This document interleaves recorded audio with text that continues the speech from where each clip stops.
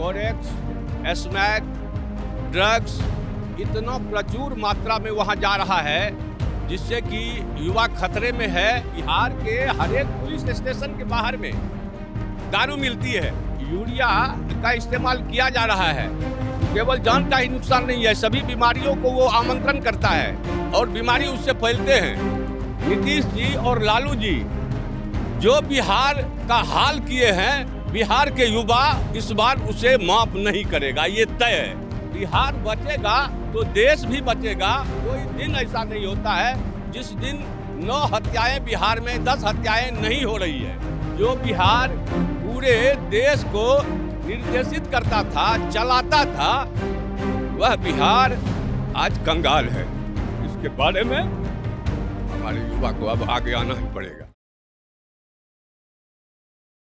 नमस्कार, आप देख रहे हैं सौगंध टीवी और मैं हूं आपके साथ राधिका शर्मा। अगर बात की जाए बिहार की तो जिस तरह से वहां पे शराबबंदी हो रखी है, उसके साथ साथ बाहर से जो और नशा वहां पे लाकर युवा कर रहे हैं और जिस तरह से उनके भविष्य के साथ खेला जा रहा है, क्या वो सही है?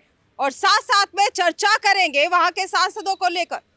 90% जो सांसद हैं वहां के किसी ना किसी केस में वो पहले से ही हैं।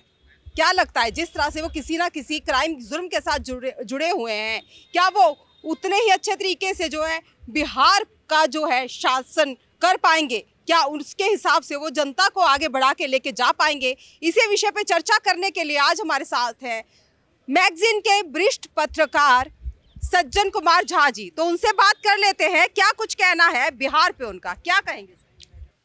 देखिए, वस्तुगत ये है, सबसे पहली बात आपने जो उठाया ये बात जो शराबबंदी के बाद बिहार में जो है ना दूसरे नशा का इतना लत लग गया है युवाओं को।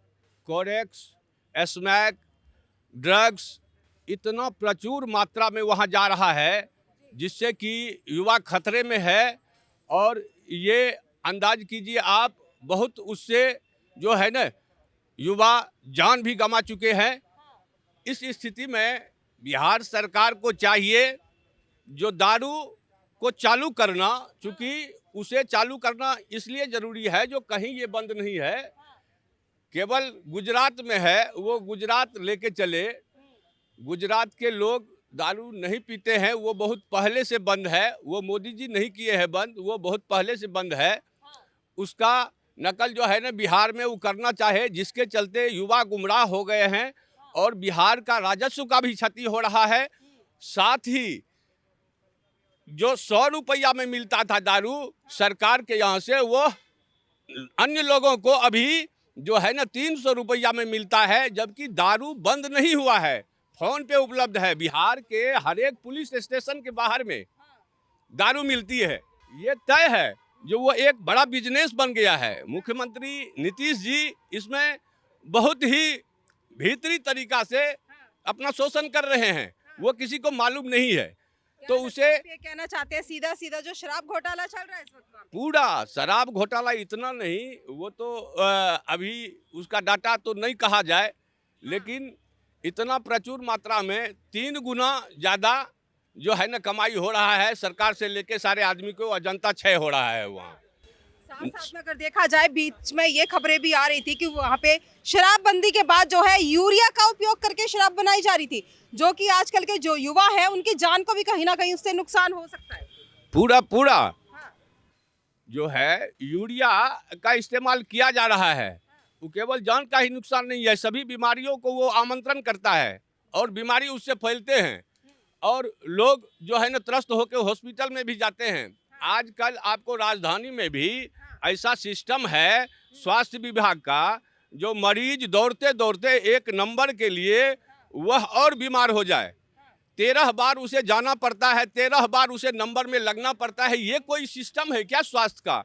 जब वह मरीज उस हॉस्पिटल में जाता है तो उसका इलाज वही होना चाहिए। सारा नंबर आप एक बार करो ना। साथ साथ में देखा जाए उत्तर प्रदेश और बिहार बहुत बड़ा एरिया है, बहुत बड़ा राज्य है देश का हमारे।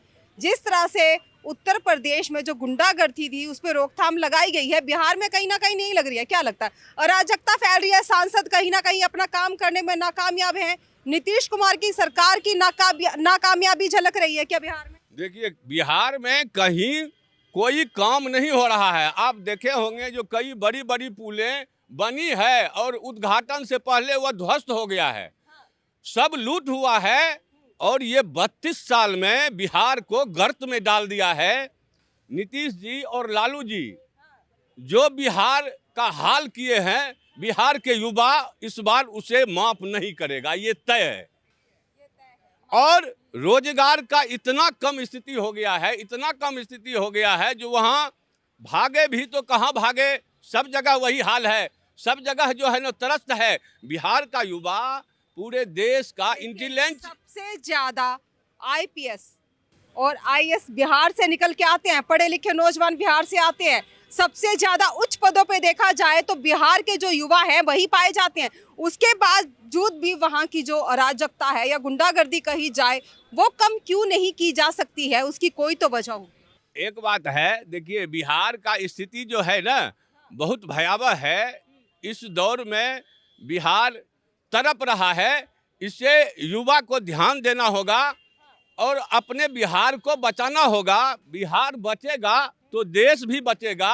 अब बिहार की ऐसी माली हालत हो गई है जो वहाँ लूट हत्या, कोई दिन ऐसा नहीं होता है जिस दिन 9 हत्याएं बिहार में 10 हत्याएं नहीं हो रही है। ये चरम सीमा को पार है। अब नीतीश जी को कुछ करना ही करना पड़ेगा, नहीं तो इन्हें मजा चखाया जाएगा, वो अपने आप को देख लेंगे। अच्छा, साथ साथ में बात की जाए, मनीष कश्यप पत्रकार हैं बिहार से। तमिलनाडु में एक केस हुआ था, उन पे कुछ मुद्दों को लेकर आए थे, लेकिन तमिलनाडु सरकार का कहना था कि वो जो मुद्दा लेकर आए थे बहुत पुराना है, वैसा कुछ कहीं हुआ ही नहीं, जिसकी वजह से वो इस वक्त जेल में है, मुकदमा उनका चल रहा है। साथ साथ में कहीं वहां रह रहे हैं। तो क्या लगता है, जिस तरह से मनीष कश्यप का ये केस इस वक्त सुर्खियों में है, चर्चाओं में है, क्या लगता है जिस तरह से इल्जाम लगाए गए हैं, उनको बंद किया गया है, क्या वो सही है?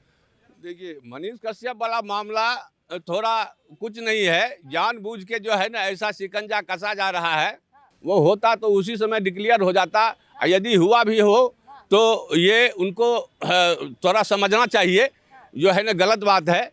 इस पे ज़्यादा कुछ कहना नहीं है। मनीष कश्यप को न्याय मिलना चाहिए। न्याय मिलना चाहिए। अभी सुनवाई थी उनकी, तो उन्होंने बोला है कि मैं आर्मी वाले का जो हूँ, बेटा हूँ, मैं पीछे नहीं हटूंगा। मैंने लालू यादव की तरह कोई चारा घोटाला नहीं किया है जो कि मुझे किसी चीज का डर हो। क्या कहेंगे, क्या वो सही है? देखिए, चारा घोटाला और कई घोटाला। एक तो चारा घोटाला शुरू में हुआ जिसमें कि सुर्खियों में रहे लालू जी, लेकिन बिहार को तो सबने लूटा ही लूटा है।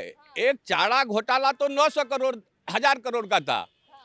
अरे यहाँ तो बिहार को 20-20 हजार करोड़ जो है ना बिहार की राशि को सीधे लूटा गया है सब विभागों से।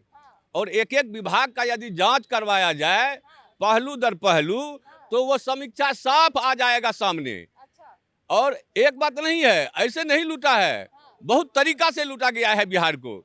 और इसके लिए अब बिहार के युवा को प्रतिबद्ध होकर आगे आना पड़ेगा और हमारे समाज को बचाना पड़ेगा।